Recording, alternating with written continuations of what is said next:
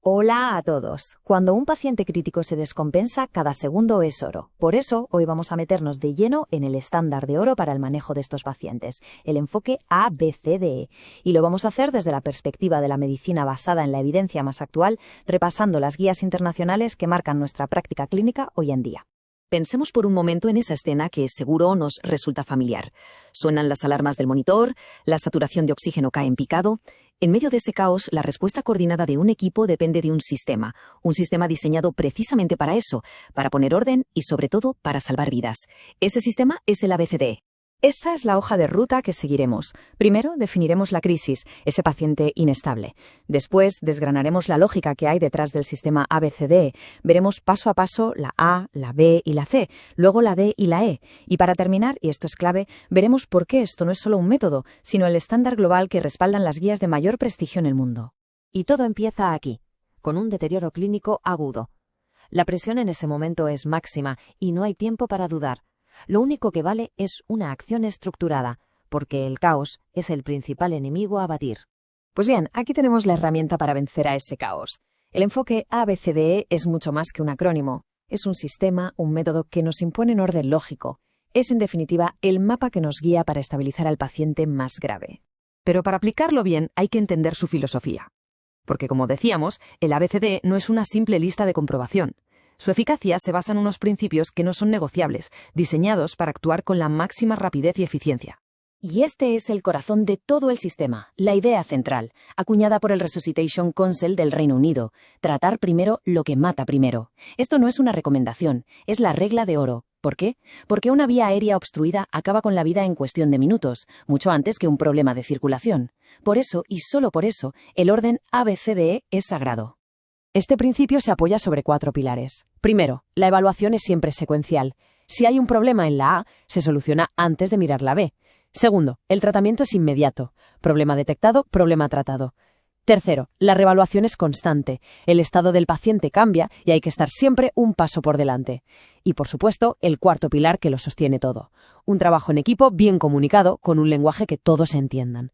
Es un ciclo continuo: evaluar, tratar y volver a evaluar. Muy bien. Pues vamos a desgranar la secuencia. Empezamos con las 3 primeras letras, que son, sin duda, las más críticas. Es aquí donde se decide gran parte del pronóstico del paciente. Empezamos por la A de Airway, la vía aérea. Y la primera pregunta es muy sencilla: ¿está permeable, sí o no? Para saberlo hay que acercarse al paciente, ver, oír y sentir. Un estridor, un gorgoteo, son señales de alarma que nos dicen que hay una obstrucción. La siguiente pregunta es: ¿puede el paciente mantener esa vía aérea por sí mismo? Si el nivel de conciencia es bajo, por ejemplo con una escala de Glasgow menor de 8, la respuesta es no. Y eso ya es una indicación de manejo avanzado. Y para manejar esa vía aérea tenemos distintas herramientas. La clave es saber cuál usar en cada momento. Poner una cánula de Guedel a un paciente que conserva el reflejo nauseoso puede provocar un vómito y una broncoaspiración, lo que es un desastre. Y ojo, las guías más recientes de la AJA y el ERC de 2025 son muy claras. La intubación endotraqueal, la vía aérea definitiva, solo debe hacerla personal con una tasa de éxito demostrada de más del 95%. La pericia aquí es fundamental. Una vez asegurada la A, pasamos a la B de breathing, la ventilación. Porque no basta con que el aire entre y salga. El intercambio de gases tiene que ser eficaz. Y aquí es vital diferenciar entre la insuficiencia respiratoria tipo I, que es un fallo en la oxigenación, y la tipo 2, que es un fallo en la ventilación, o sea, en la eliminación del dióxido de carbono. Las causas y los tratamientos son completamente diferentes. Y llegamos a la C de circulación. Con la vía aérea y la ventilación controladas, evaluamos la bomba, el corazón, y las tuberías, los vasos sanguíneos. Lo que buscamos son signos de que los tejidos no están recibiendo suficiente sangre y oxígeno. Y a menudo, un relleno capilar lento o una piel fría y moteada nos avisan del peligro mucho antes de que la tensión arterial caiga por los suelos. Y esto nos lleva a la importancia de saber qué tipo de shock estamos tratando. Porque, desde luego, no todos se manejan igual. Administrarle grandes cantidades de líquido a un paciente en shock cardiogénico no solo no ayuda, sino que puede ser letal. Por eso, fijarnos en detalles como la temperatura de la piel o si hay o no ingurgitación yugular nos da pistas cruciales para orientar el tratamiento. Bien, ya hemos estabilizado las funciones vitales que pueden matar al paciente en minutos. Ahora, con las letras D y E, pasamos a evaluar el estado neurológico y hacer una inspección completa para que no se nos escape nada. La D es de discapacidad neurológica. Y nuestra herramienta principal aquí es la escala de coma de Glasgow. No es solo una puntuación, es un lenguaje universal que nos permite a todos saber cuál es el nivel de consciencia del paciente. Y de nuevo, hay que recordar el umbral clave, 8. Un Glasgow igual o menor de 8 se considera coma y significa que ese paciente no puede proteger su vía aérea, lo que nos obliga a volver a la A inmediatamente. Eso sí, antes de pensar en causas neurológicas complejas, la primera regla es descartar lo más simple y reversible. Una glucemia capilar tarda segundos en hacerse y puede diagnosticar una causa de coma que se trata en menos de un minuto. Es un paso absolutamente obligatorio. Y por fin, la E, de exposición y entorno. Esto implica desnudar por completo al paciente, por supuesto preservando siempre su intimidad y dignidad. ¿Para qué?